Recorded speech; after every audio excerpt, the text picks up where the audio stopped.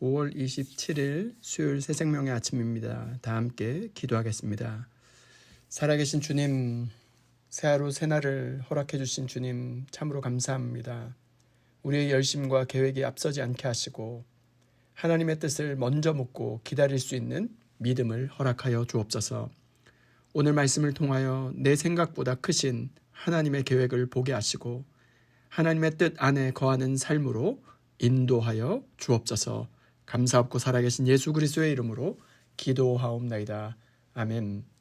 오늘 우리에게 주시는 하나님의 말씀은 사무엘하 7장 1절로 9절 말씀입니다. 여호와께서 주위의 모든 원수를 무찌르사 왕으로 궁에 평안히 살게 하신 때에 왕이 선지자 나단에게 이르되 볼지어다 나는 백향목 궁에 살거늘 하나님의 궤는 휘장 가운데 있도다. 나단이 왕께 아뢰되 여호와께서 왕과 함께 계시니 마음에 있는 모든 것을 행하소서 하니라. 그 밤에 여호와의 말씀이 나단에게 임하여 이르시되 가서 내 종 다윗에게 말하기를 여호와께서 이와 같이 말씀하시되 내가 나를 위하여 내가 살 집을 건축하겠느냐. 내가 이스라엘 자손을 애굽에서 인도하여 내던 날부터 오늘까지 집에 살지 아니하고 장막과 성막 안에서 다녔나니 이스라엘 자손과 더불어 다니는 모든 곳에서 내가 내 백성 이스라엘을 먹이라고 명령한 이스라엘 어느 지파들 가운데 하나에게 내가 말하기를 너희가 어찌하여 나를 위하여 백향목 집을 건축하지 아니하였느냐고 말하였느냐. 그러므로 이제 내 종 다윗에게 이와 같이 말하라. 만군의 여호와께서 이와 같이 말씀하시기를 내가 너를 목장 곧 양을 따르는 데서 데려다가 내 백성 이스라엘의 주권자로 삼고 내가 가는 모든 곳에서 내가 너와 함께 있어 내 모든 원수를 내 앞에서 멸하였은즉 땅에서 위대한 자들의 이름같이 내 이름을 위대하게 만들어 주리라. 아멘. 저는 오늘 이 본문으로 하나님의 크신 계획 앞에 엎드리라는 제목으로 하나님 말씀 증거하도록 하겠습니다. 오늘 본문 말씀은 다윗 인생의 아주 아름다운 장면으로 시작됩니다. 다윗은 오랜 시간을 기다렸습니다. 광야를 지나왔고 억울함을 지나왔을 뿐만 아니라 왕위에 오르기까지 정말로 기나긴 시간을 지나왔습니다. 그리고 마침내 나라가 안정되었습니다. 그때 다윗의 마음에 한 가지 생각이 떠올랐습니다. 나는 백향목 궁에 사는데 하나님의 궤는 휘장 가운데 있나니. 그래서 다윗은 하나님을 위해 성전을 짓고 싶어 했습니다. 그런데 놀랍게도 하나님은 다윗의 그 계획을 멈추게 하십니다. 왜였을까요? 하나님은 다윗의 열심보다 더 큰 계획을 가지고 계셨기 때문입니다.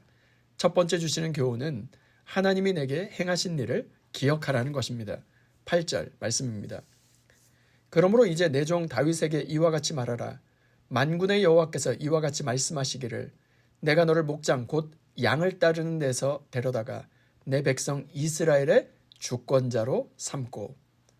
여기서 가장 중요한 단어가 나옵니다. 내가 삼고 내 백성 내 종 다윗. 내가가 가장 중요한 단어입니다. 만군의 여호와께서 이와 같이 말씀하시기를 내가 데려왔고 내가 세웠고 내가 여기까지 인도했다는 것입니다. 그런데 지금 다윗은 무엇을 하려고 합니까? 하나님의 성전을 지으려고 합니다.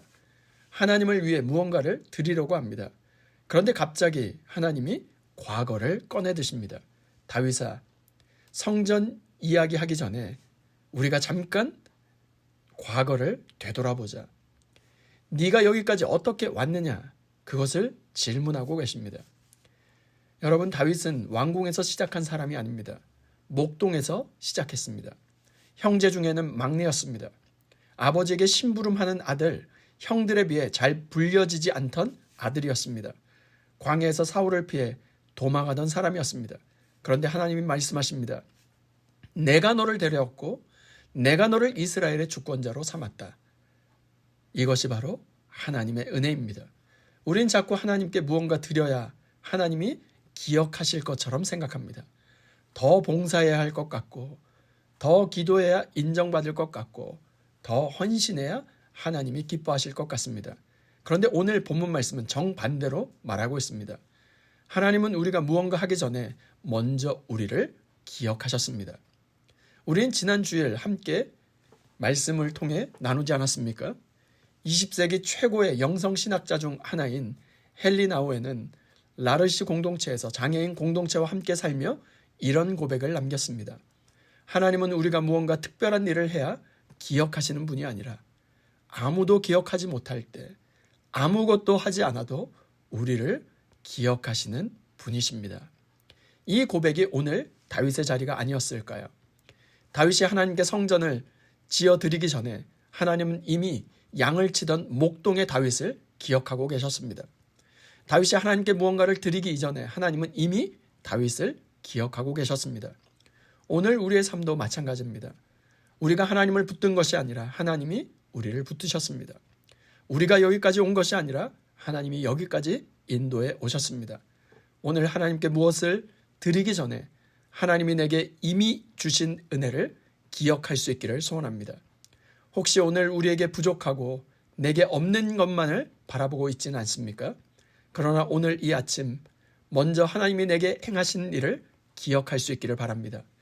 지금 여기까지 온 것, 예배 자리에 있는 것, 아직 기도하고 있는 것, 아직 하나님을 찾는 마음이 있는 것, 그것이 바로 은혜입니다. 하나님이 내게 행하신 일을 기억하며 하나님의 은혜 위에 다시 설 수 있기를 주님의 이름으로 축원드립니다. 두 번째 교훈은 하나님은 우리가 집을 지으려 할 때 우리의 집이 되어 주신다는 것입니다. 5절 말씀입니다. 가서 내 종 다윗에게 말하기를 여호와께서 이와 같이 말씀하시되 내가 나를 위하여 내가 살 집을 건축하겠느냐. 이 말씀은 거절이 아닙니다. 더 큰 하나님의 약속의 시작을 알리고 있는 말씀입니다. 다윗은 하나님께 집을 지어드리고 싶어 했습니다. 이 마음은 정말 귀한 것입니다. 그런데 하나님은 오히려 이렇게 말씀하십니다. 다윗아, 네가 내 집을 짓는 것이 아니라 내가 너의 집을 세울 것이다. 여러분, 여기서 우리가 놓치면 안 되는 장면이 하나 있습니다. 하나님은 다윗에게 이렇게 말씀하고 계시는 것입니다. 다윗아, 너는 나를 위하여 집을 지으려고 하고 있지만 사실 내가 너를 위한 집이 되어 왔단다. 사무엘하 7장 6절, 7절 말씀에서 이렇게 말씀하고 계십니다. 내가 이스라엘 자손을 애굽에서 인도하여 내던 날부터 오늘까지 집에 살지 아니하고 장막과 성막 안에서 다녔나니 이스라엘 자손과 더불어 다니는 모든 곳에서 내가 내 백성 이스라엘을 먹이라고 명령한 이스라엘 어느 지파들 가운데 하나에게 내가 말하기를 너희가 어찌하여 나를 위하여 백향목 집을 건축하지 아니하였느냐고 말하였느냐. 하나님은 말씀하십니다. 나는 집에 머물러 있던 하나님이 아니었다. 나는 내 백성과 함께 여기까지 걸어온 하나님이었다 말씀하고 계십니다. 출애굽의 광야에서도 사사시대 혼란 가운데서도 전쟁과 눈물의 자리에서도 나는 내 백성과 함께 있었다는 것이죠. 다윗은 하나님께 거처를 드리려고 했습니다. 그러나 사실 다윗의 인생의 거처는 언제나 하나님이셨습니다. 목장의 들판에서도 광야의 도망자 시절에서도 왕이 되기까지 모든 시간 속에서도 하나님이 다윗의 집이 되어주셨습니다. 그렇게 여기서 말하는 집은 건물이 아닌 것입니다. 언약입니다. 세대입니다. 미래입니다. 다윗은 성전을 바라보았습니다. 그러나 하나님은 다윗 언양을 보고 계셨습니다. 다윗은 현재를 바라보았습니다. 그러나 하나님은 메시아 하나님 나라를 준비하고 계셨습니다. 하나님의 방식은 언제나 이렇습니다. 우리는 하나님께 믿음의 한 걸음을 드립니다. 그런데 하나님은 우리에게 다음 세대를 주십니다. 우리는 작은 순종을 드립니다. 그러나 하나님은 언약을 이루십니다. 오늘 우리의 삶도 그렇지 않습니까? 왜 어떤 계획은 멈추고 왜 어떤 문은 닫히고 왜 어떤 기도는 늦어지는 것 같습니까? 하나님이 거절하신 것이 아니라 더 크고 선한 뜻으로 인도하고 계시는 것입니다. 우리는 하나님께 집을 드리려 하지만 하나님은 우리 인생 자체를 세우고 계십니다. 그러므로 신앙은 내 계획을 관철시키고 이루는 것이 아니라 하나님이 이루시는 큰 뜻을 신뢰하는 것입니다. 오늘도 내가 무언가를 세우려 애쓰기보다 하나님이 세우시는 더 큰 언약과 하나님의 역사를 신뢰할 수 있기를 소원합니다. 하나님께 드리는 작은 순종을 통하여 더 크고 아름다운 하나님의 역사에 쓰임받는 저와 여러분 모두가 될 수 있기를 주님의 이름으로 축원드립니다. 이 시간 받은 말씀과 공동의 기도 제목으로 함께 기도하겠습니다.